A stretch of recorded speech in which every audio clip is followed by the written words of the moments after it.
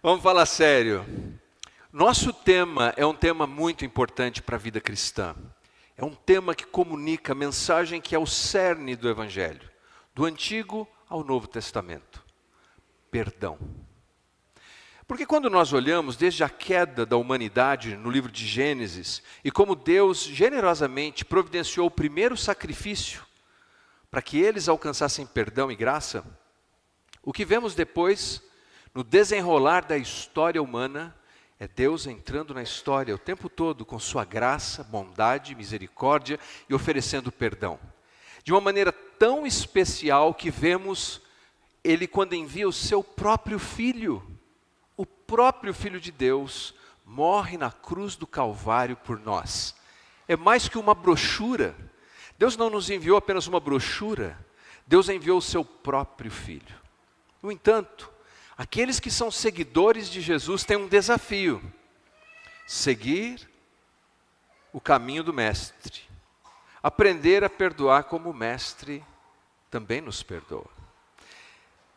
O meu irmão Júnior está comigo aqui. A gente queria contratar o Hugh Jackman para fazer as propagandas, não deu, contratamos o Júnior, que é cover do Wolverine, é o que foi que o orçamento permitiu. Mas quando eu e o Júnior éramos garotos, nossa avó, a dona Augusta, nos levava para pescar de peneira. Ela chamava de mariscar, embora não era marisco, pegávamos peixe. Normalmente essa prática de pescar com a peneira era feita depois das cheias, depois daquelas enchentes. Então você entrava em lagoas que eram produzidas artificialmente por conta da enchente. E era muito simples, vocês, aqueles que são mais urbanos, alguém aqui já mariscou assim, já pescou de peneira? Pois é, alguns aqui. Bom, para vocês que são mais urbanos, você ia com a peneira dentro da lagoa e ia cutucando ali na margem da lagoa, ou numa toceira de mato que você via, cutucava ali e levantava.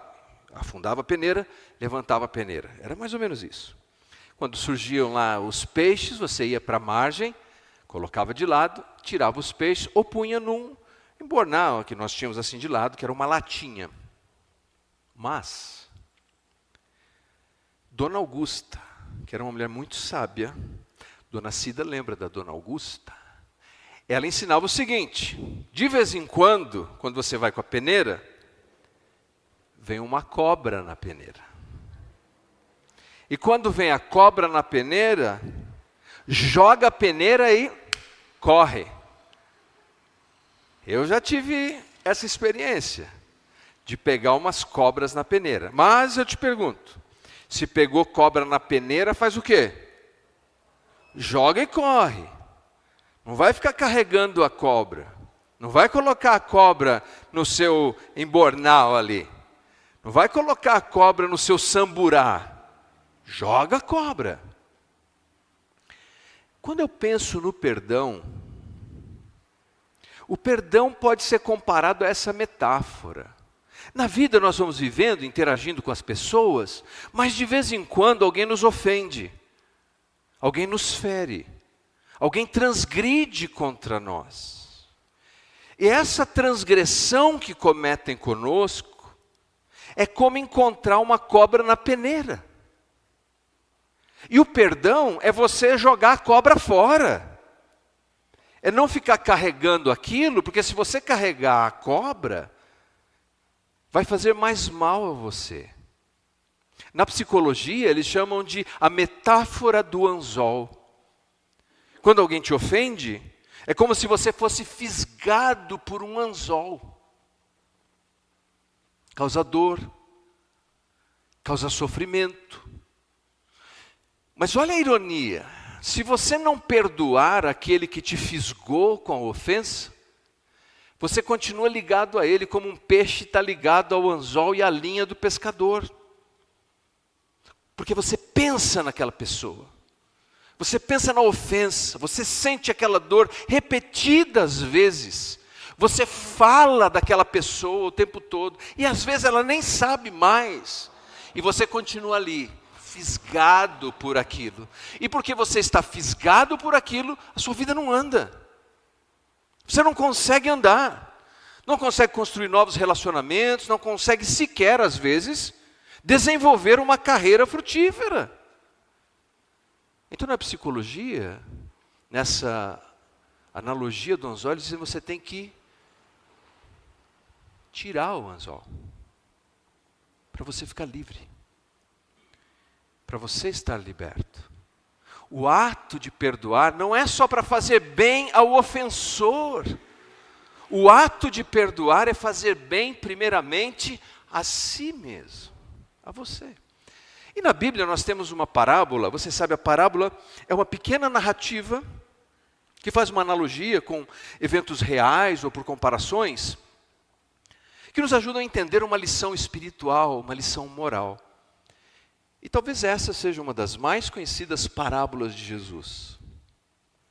É a parábola do filho pródigo. Abra sua Bíblia. Evangelho segundo Lucas, capítulo 15. Lucas, capítulo 15, a partir do versículo 11. Eu acredito que a tradução que eu tenho aqui é a Nova Versão Internacional, a NVI. Lucas 15, de 11 em diante. A palavra de Deus diz assim.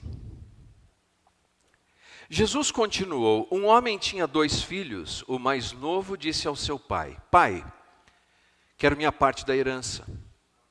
Assim, ele repartiu a sua propriedade entre eles. Não muito tempo depois, o filho mais novo reuniu tudo o que tinha e foi para uma região distante e lá desperdiçou os seus bens vivendo irresponsavelmente. Depois de ter gasto tudo, houve uma grande fome naquela região e ele começou a passar necessidade. Por isso foi empregar-se com um dos cidadãos daquela região que o mandou ao seu campo a fim de cuidar de porcos. Ele desejava encher o estômago com as vagens de alfarrobeira que os porcos comiam, mas ninguém lhe dava nada. Caindo em si, ele disse, quantos empregados de meu pai têm comida de sobra e eu aqui morrendo de fome? Eu me porei a caminho, eu voltarei para o meu pai e eu lhe direi, pai, pequei contra o céu e contra ti, não sou mais digno de ser chamado teu filho, trata-me como um dos teus empregados. A seguir, levantou-se e foi para seu pai. Estando ainda longe, seu pai o viu. E cheio de compaixão, correu para o seu filho, o abraçou e o beijou. O filho disse, pai, pequei contra o céu e contra ti, não sou mais digno de ser chamado teu filho. Mas o pai disse aos servos, depressa, tragam a melhor roupa, vistam nele, coloquem nele um anel no seu dedo e calçados em seus pés. Tragam um novilho gordo, matem-no, vamos fazer uma festa e comemorar. Pois este meu filho estava morto e voltou à vida, estava perdido e foi achado. E começaram a festejar. Enquanto isso, o filho mais velho estava no campo. Quando se aproximou da casa, ouviu a música, a dança. Então ele chamou um dos servos e perguntou-lhe o que estava acontecendo e ele lhe respondeu. Seu irmão voltou. Seu pai matou o novilho gordo, porque o recebeu de volta são e salvo. O filho mais velho encheu-se de ira e não quis entrar. E seu pai saiu, insistiu com ele, mas ele respondeu ao seu pai, olha, todos estes anos eu tenho trabalhado como um escravo a teu serviço e nunca desobedeci às tuas ordens. Mas tu nunca me deste nem um cabrito para eu festejar com os meus amigos. Mas quando volta para casa, esse seu filho que esbanjou todos os bens com prostitutas, matas o novilho gordo para ele. Disse o pai, meu filho, você está sempre comigo, tudo que eu tenho é seu, mas nós tínhamos que comemorar e alegrar-nos, porque este seu irmão estava morto e voltou à vida. Ele estava perdido e foi achado. Essa é ou não é uma história maravilhosa? Lucas é o único autor não judeu no Novo Testamento, ele é um grego. E como grego, ele tem um interesse especial em colecionar algumas partes dos ensinamentos de Jesus e compartilhar com Teófilo, a quem ele escreve este primeiro livro e também o segundo, que é o livro de Atos. Certamente essa história fascinou Lucas. Aliás, no capítulo 15, nós chamamos de uma seção de achados e perdidos. Porque fala de uma ovelha perdida, de uma moeda perdida e de um filho perdido. Por que Lucas talvez estivesse tão interessado nesta parábola, que não aparece em nenhum outro evangelho? Provavelmente por causa da sua cultura. Na cultura greco-romana, o perdão poderia acontecer, mas era raro. Perdoar era algo seletivo.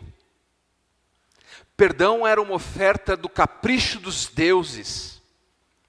Alguém, para ser perdoado na cultura greco-romana, tinha que merecer perdão, o que é uma contradição de termos.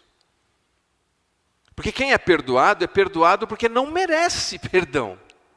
Ninguém é perdoado porque, agora ele fez por merecer, agora ele está perdoado. Ora, se fez por merecer, já não é mais perdão, é compensação. E essa era a mentalidade greco-romana. Por exemplo, quando nós vemos na mitologia grega a história de Prometeus. Prometeus vê os homens sofrendo durante o período do inverno. Isso não está na Bíblia, tá? É só mitologia grega. Mas ele vê os homens sofrendo no tempo do inverno. E enquanto os deuses do Olimpo estão lá de boa, porque eles têm fogo. E a humanidade não. Então Prometeus decide levar o fogo para os seres humanos. Mas Zeus fica completamente aborrecido com a decisão dele. Condena Prometeus a ficar preso num penhasco. E todos os dias, no começo do dia, vem uma águia, come o fígado dele. E ele não morre. A águia vai embora, o fígado volta. No dia seguinte, a águia volta, come o fígado dele por séculos, sem perdão, sem misericórdia. Até que um certo Heráclios, que era um herói grego, vai cumprir as suas missões, e nesse processo de cumprir missões, ele vê aquela cena, e se compadece de Prometeu, e com uma flecha, ele mata a águia, intercede por Prometeus diante de Zeus, que não quer perdoá-lo, mas Prometeus diz assim, olha, eu tenho um segredo para te contar, sobre uma ninfa que existe no mar. E aí o Zeus, que de bobo não tinha nada, aceita perdoá-lo em troca da informação. Perceberam a diferença?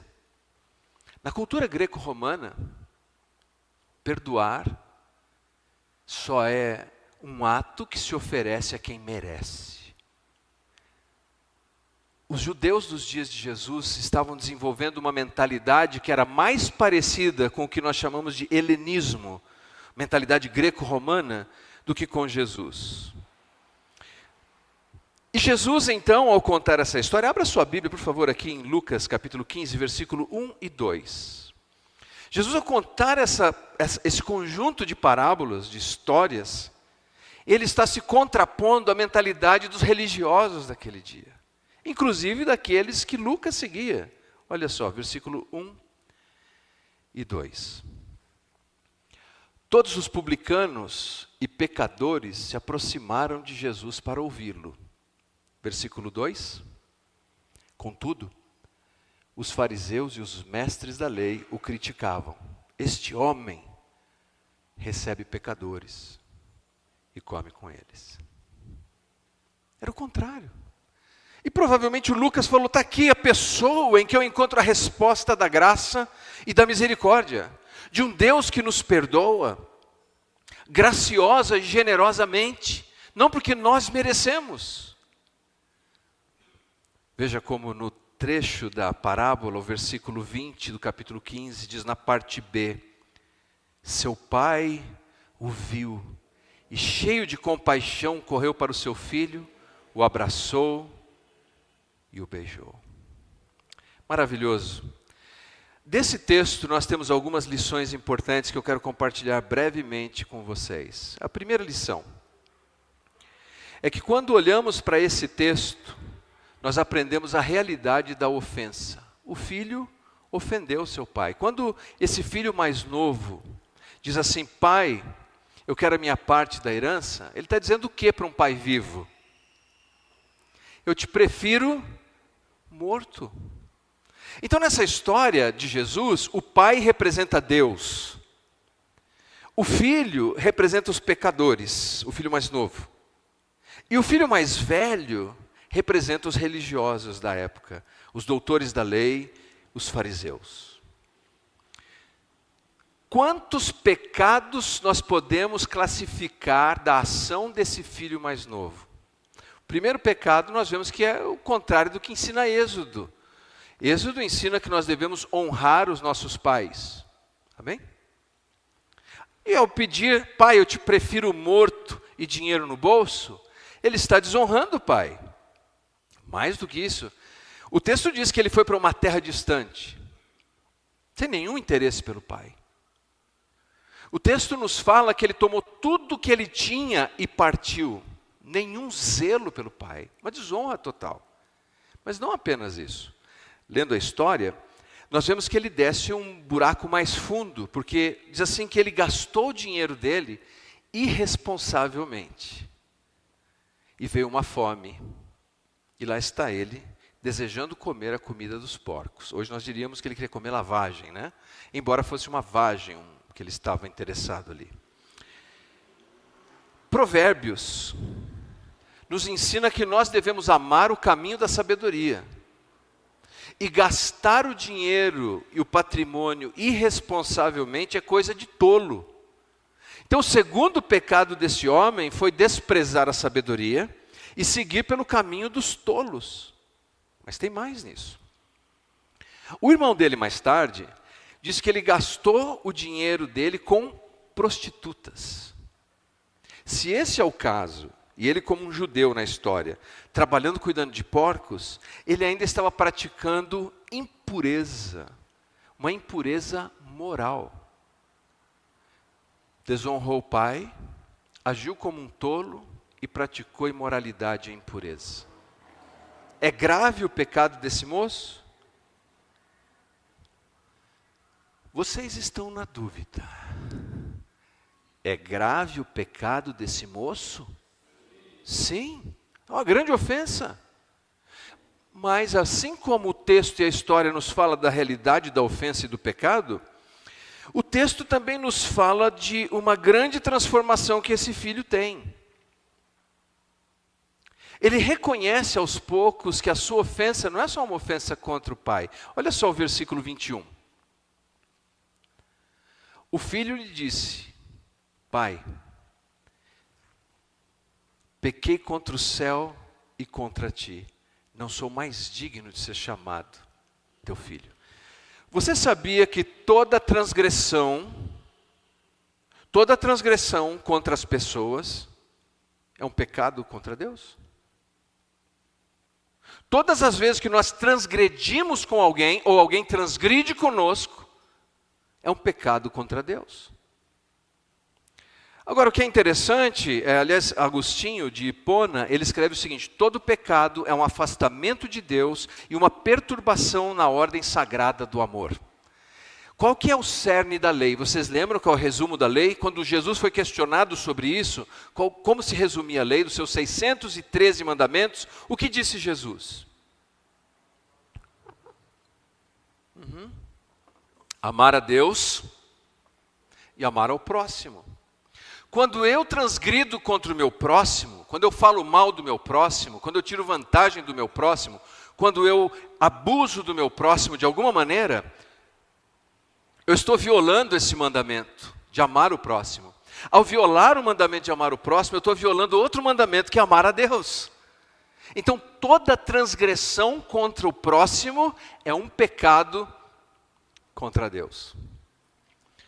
O que é curioso nisso tudo, olha esse versículo aqui. Essa tradução é uma tradução interessante. O filho lhe diz: pai, pequei contra o céu e contra ti. Mas se você pegar uma outra tradução, talvez alguém tenha uma Almeida Revista Atualizada, vai dizer assim: pai, eu pequei contra o céu e diante de ti. Alguém tem uma tradução assim? Pai, eu pequei contra o céu e diante de ti. Porque toda transgressão feita a uma pessoa, aí está. Pai, pequei contra Deus, literalmente aqui é céu no grego, e diante dos seus olhos, ou diante da sua vista. Quer dizer, as transgressões que eu cometi, as ofensas que eu te fiz, meu Pai, foi um pecado contra Deus. Agora, se é um pecado contra o Deus eterno, vocês estão comigo aí? Digam amém. Aqui vem a grande questão. O Deus eterno, santo, justo, puro, está disposto a perdoar o pecador? Vocês estão na dúvida. O Deus santo, puro, justo, está disposto a perdoar o pecador? Então, o que ele espera daquele que sofreu a transgressão desse lado da eternidade? É que nós também cultivemos um coração perdoador. O que nos leva ao próximo ponto. Esse moço que estava lá numa terra distante, há quem diga pela parábola que talvez ele estivesse em Decápolis. Decápolis era aquele conjunto de 10 cidades, onde viviam os gentios, onde possivelmente o endemoniado de Gadara cuidava daqueles porcos. Lá, ele reconhece o seu erro. Veja o versículo 17. Caiu em si. Então, caindo em si. Então, caindo na realidade. Vocês viram, eu aposto que vocês viram, um casal que estava no show do Coldplay. E de repente eles apareceram num telão e destruíram o casamento, a carreira. Naquele momento, eles caíram em si.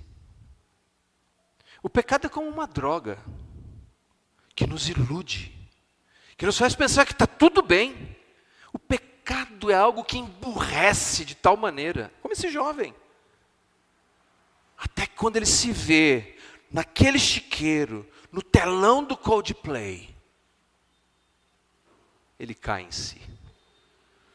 Quando ele cai em si, quando uma pessoa cai em si, por mais doloroso que seja, ali, meus queridos, começa o processo do arrependimento. Já tentou ajudar alguém? Tentar orientar alguém, mas ele não cai em si? Você faz, você fala, você diz, você aconselha, e a pessoa não cai em si. Mas quando cai em si, é um choque de realidade. Nós diríamos, cai na real.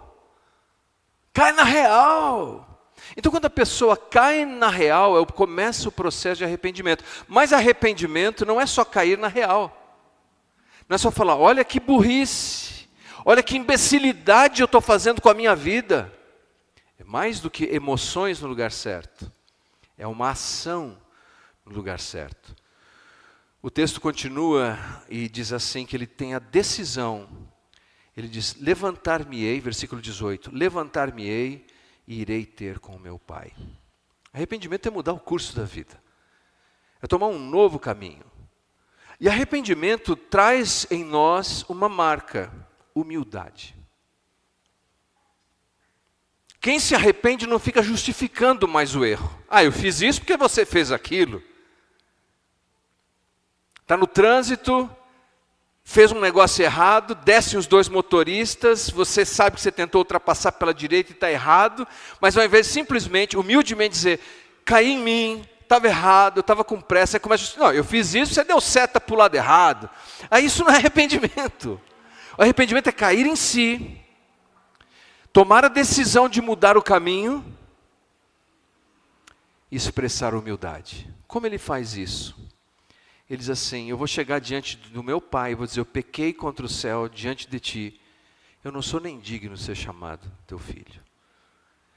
É uma confissão sincera. Ele não tem promessas aqui, ele não sabe como o pai vai responder, ele só sabe que ele está arrependido. Quando nós falhamos com alguém, pecamos contra alguém, nós não temos garantia nenhuma de como a pessoa vai responder. Se aquilo vai produzir restauração e reconciliação ou não. Só que na vida cada um tem uma responsabilidade. O ofensor tem a responsabilidade do arrependimento. O ofendido tem a responsabilidade do perdão. Mas são responsabilidades separadas, não tem garantia. Eu posso estar desse lado oferecendo perdão, e o outro do outro lado não disposto a se arrepender.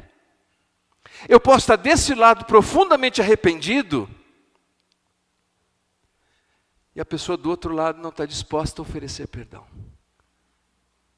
Mas cada um de nós deve cumprir a sua parte. Veja como Tiago diz isso. Tiago capítulo 5, versículo 16.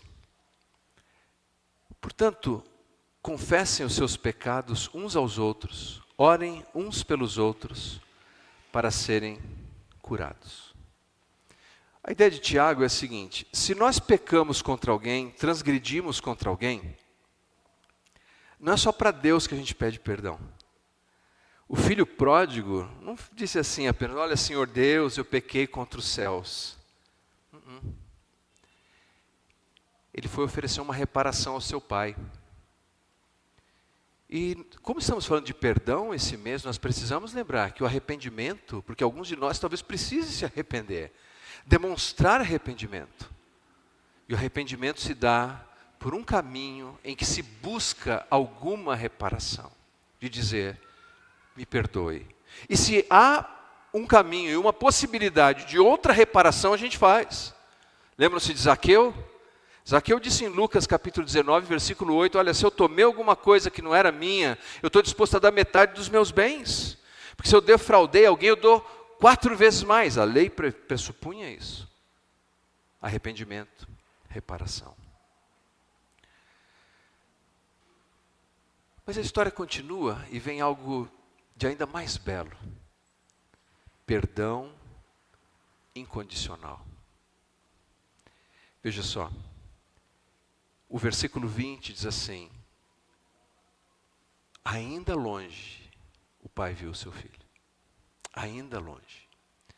Eu chamo isso de perdão preveniente. Preveniente é uma oferta de perdão antecipada. Sabia que quando nós casamos e nós dizemos assim: eu prometo te amar na alegria, na tristeza, na saúde, na doença, na riqueza, na pobreza, até que a morte nos separe, é uma promessa preveniente. Essas coisas nem aconteceram, e naquele dia você está dizendo: mas se acontecer, eu vou contigo. E perdão preveniente é: não importa como as pessoas vão transgredir contra mim, como vão me ofender, eu quero cultivar um coração perdoador. Teu filho pode não ter errado contra você, mas você diz: eu quero ter um coração perdoador. A sua esposa, o seu marido, um membro da igreja, você diz: eu quero ter um coração perdoador. E esse pai era assim. Note que diz assim, que ele viu o filho vindo de longe. Naquela época, as cidades eram como se fossem condomínios, porque tinha o portão da cidade. E esse filho foi embora, mas a linguagem que diz que o pai, olhando de longe, viu o filho chegando, pressupõe, segundo a maioria dos estudiosos, que o pai ia até o portão dessa cidade continuamente. Porque o perdão dele é preveniente. Se meu filho aparecer ali, o perdão está garantido. E o texto nos diz que quando o pai viu o filho, ele correu em direção ao filho, movido de compaixão, abraçou o filho, beijou o filho. O tempo grego aqui diz que beijou e beijou e beijou. E esse filho está vindo como? Só pelo pai ter dito: põe uma roupa nele, põe sapato novo, ele veio igual um andarilho. Eu conheci um executivo faz uns anos, era um homem muito bem sucedido. E ele me disse assim: Leandro, líderes não correm, Líderes caminham elegante e calmamente. Eu não sei se é verdade. Eu sei que esse pai correu.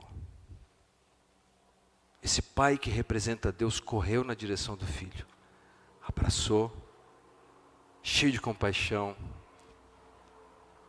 e beijou. Talvez você pense, isso aqui é apenas uma parábola, mas não é. No dia a dia, pessoas estão fazendo isso. Há uma história fascinante de Eric Lomax, tem um filme, inclusive, chamado, a tradução seria O Homem da Estrada de Ferro, Eric Lomax. Ele foi preso e ele foi torturado, era um período difícil de guerra. E ele desenvolveu uma síndrome pós-traumática, ao longo dos anos ele lutou contra isso por décadas. Até que no ano de 1990, ele soube que Takashi Negase, um dos torturadores, ainda estava vivo no Japão. Ele se correspondeu com ele. Ele queria encontrar com ele. E o reencontrou. Apenas para dizer, eu te perdoo. Um se arrependeu. O outro ofereceu perdão. E disso nasceu uma amizade. Vejam como acontece a reconciliação. Esse lado aqui, por favor, diga perdão. O perdão dele está meio fraco, mas tudo bem. Vocês aqui digam arrependimento. Uau.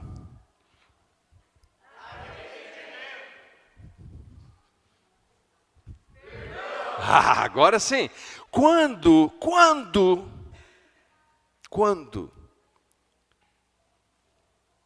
arrependimento e perdão se encontram, então nós abrimos a porta para reconciliação. É o que a história nos diz, que entre o pai e o filho surgiu reconciliação, porque um se arrependeu e o outro estava pronto a perdoar. E qual é o resultado da reconciliação? Você vai ver que é celebração. O texto nos diz assim, mata o cordeiro gordo, vamos fazer uma festa. Versículo 24 diz, esse meu filho estava morto e reviveu, estava perdido e foi achado. E o texto diz que tinha música, festa, danças. A reconciliação é completa, não há nada mais saboroso, não há nada mais precioso do que reconciliação. Nem sempre é possível, mas é sempre possível. É sempre possível. Estão mais animados que vocês agora. É sempre possível? É sempre possível? Quando ambos se encontram, nós temos reconciliação, mas algumas vezes não. Algumas vezes um perdoa, outro não se arrepende. Algumas vezes um se arrepende e o outro não perdoa. Mas nessa história, houve uma festa, porque arrependimento e perdão se encontraram. E veja você, que Jesus termina essa parábola, já estou chegando no fim, Jesus termina essa parábola com uma provocação à audiência original. Lembrem-se, ele está falando com os religiosos da época, que não aceitavam esse perdão generoso. Jesus inclui uma outra pessoa na história, o irmão mais velho, que escuta a música, a celebração do perdão, chama um servo e fala, o que está acontecendo aí? Que churrasco é esse? Teu irmão, aquele lá que estava dado como morto, que estava perdido, ele voltou. E teu pai está numa alegria só, mandou matar um novilho gordo aí, está fazendo uma festa de arromba, a vizinhança está lá, vamos lá. Ele não quis entrar na casa. O pai sai lá fora, mas meu filho, esse teu irmão, não pai, eu trabalho contigo durante todo esse tempo. Agora ouça o que ele diz, ele fala, eu servi aqui como um escravo. O coração dele não está bom. Eu servi aqui como um escravo, pensando, matutando no que fez o irmão. Você não me deu nenhum cordeiro, nada. Filho, tudo que eu tenho é teu. Mas esse teu irmão estava perdido e foi achado, estava morto e reviveu. Era justo que nós fizéssemos assim. E aí, gente, se fosse um filme, nós estaremos assistindo esse filme esperando. Agora o irmão vai perdoar o outro. Agora vai perdoar. E aí, os créditos começam a subir. A última música do filme. E a gente olha um para o outro e fala, ué, acabou? Será que tem cena pós-crédito? E você fica até a última pipoca do pacote esperando para ver se tem a cena pós-crédito em que aqueles irmãos vão se abraçar e... as luzes acendem, o lanterninha te chama e você fica pensando, perdoou ou não perdoou?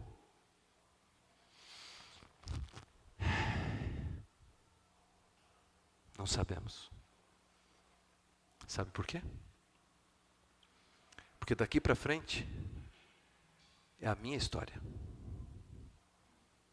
É a sua história. Cada um de nós vai escolher esse final. Você vai escolher se você é o irmão, a irmã, o pai, a mãe, o filho, o marido, a esposa que oferece perdão. Vamos orar.